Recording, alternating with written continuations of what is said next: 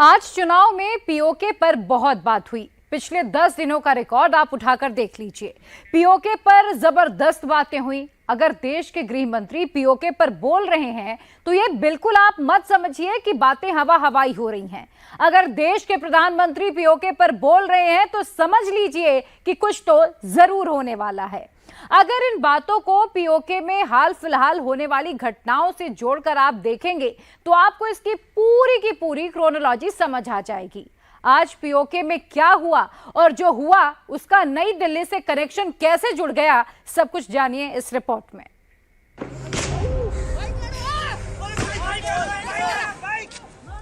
PoK में पाकिस्तान की बेरहमी का एक और सबूत आ गया और अब पीओके का फैसला भी आ गया। कश्मीर कभी भी नहीं कहता मैं पाकिस्तान का हिस्सा बनना चाहता हूँ। वो 6 महीने के अंदर अंदर जो है वो कहा जा रहा है कि वो रिश्ते टूटे जोड़ दिए जाएंगे और सरहद खत्म कर दी जाएगी। अवाम आखिर में रोटी को तरसती है, आप उसके ऊपर जो है वो लाठी चार्ज करते हैं। हो गया ऐलान, 6 महीने में पीओके इधर और टुकड़े टुकड़े पाकिस्तान। पाक ऑक्यूपाई कश्मीर भारत का है, रहेगा और हम उसको लेकर रहेंगे। वे दाने दाने के लिए मोहताज पाकिस्तान की धमकी। पाकिस्तान तो पस्त पड़ गया है। भारत आज घर में घुसकर मारता है।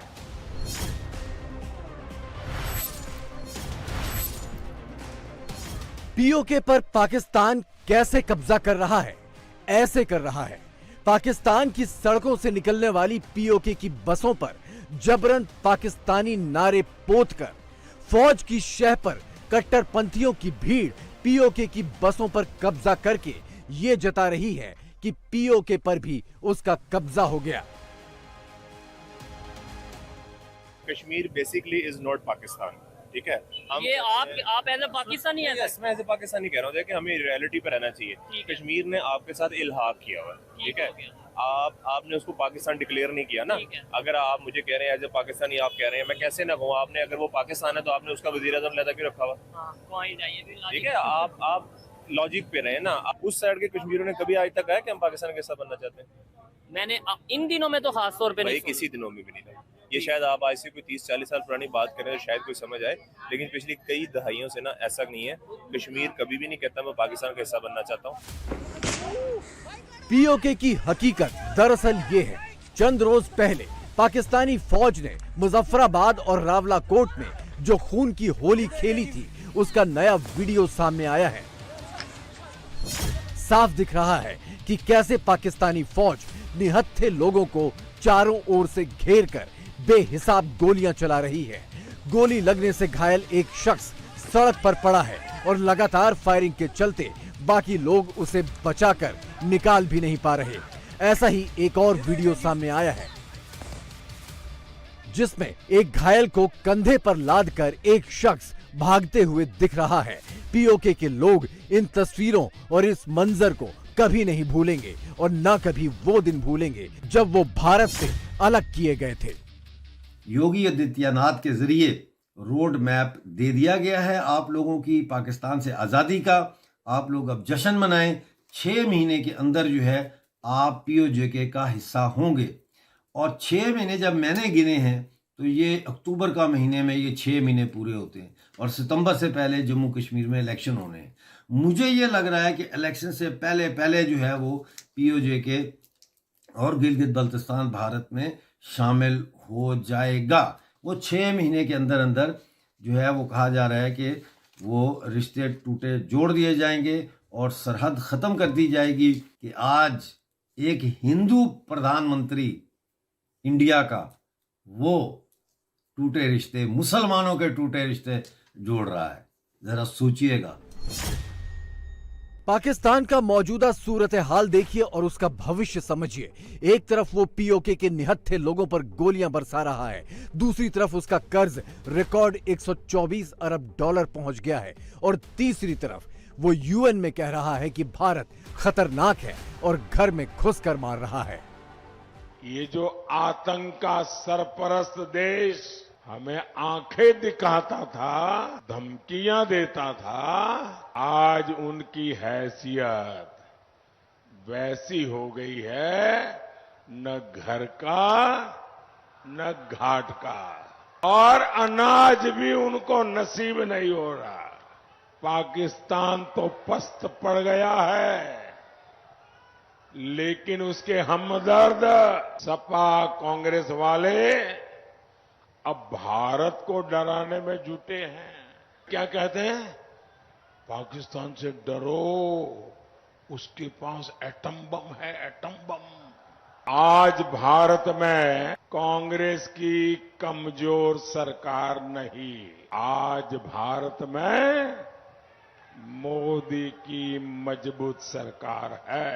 डरना है तो वो डरे, और भारत न किसी को डराना चाहता है, लेकिन भारत हमें डराने वालों को कभी भी बख्शेगा नहीं, ये भी साफ है। और इसलिए भारत आज घर में घुसकर मारता है। भारत ने घर में घुसकर मारा तो मारा, पाकिस्तान को उसी पीओके में इतनी मार पड़ी जिसे वो अपनी गले की नस कहता है। आटा और बिजली मांगने वाली आवाम से जब पाकिस्तानी फौज उलझ पड़ी तो अंजाम ये हुआ। बात सिर्फ आजाद कश्मीर की नहीं है, बात सिर्फ पूरे पाकिस्तान की है।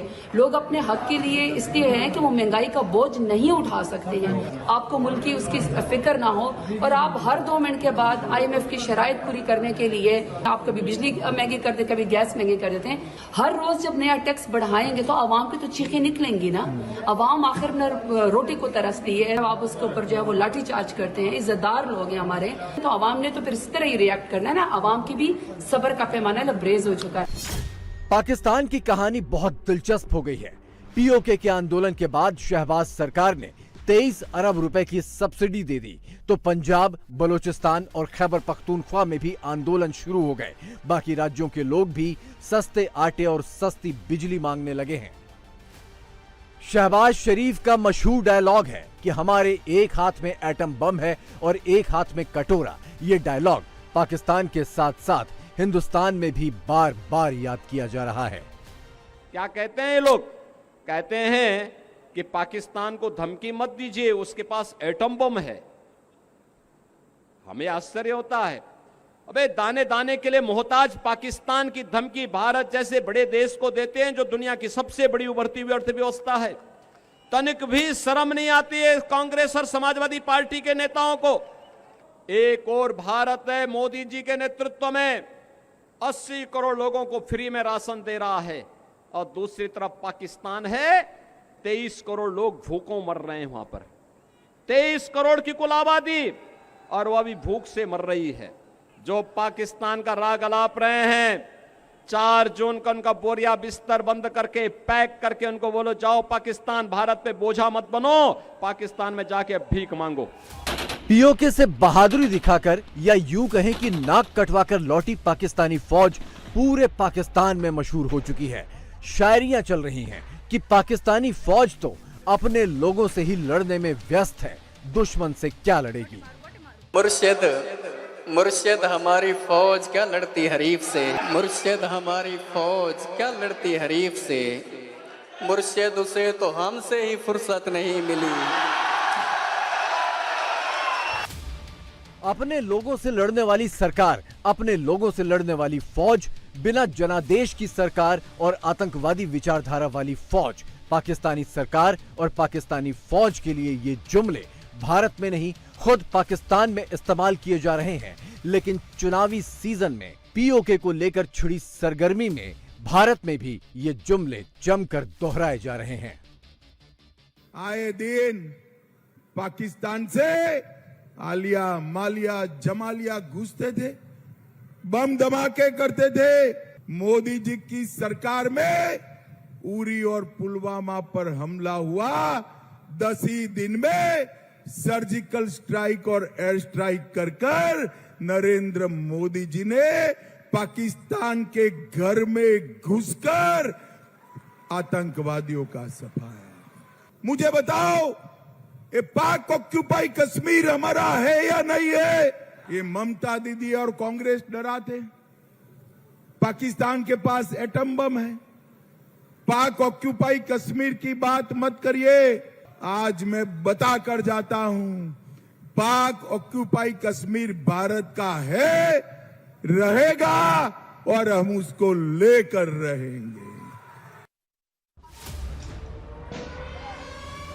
पीओके में पाकिस्तान ने जुल्मों की हद उस दौरान पार की जब भारत में चुनाव हो रहे हैं और मोदी सरकार के प्रचार अभियान में पीओके बहुत बड़ा मुद्दा है।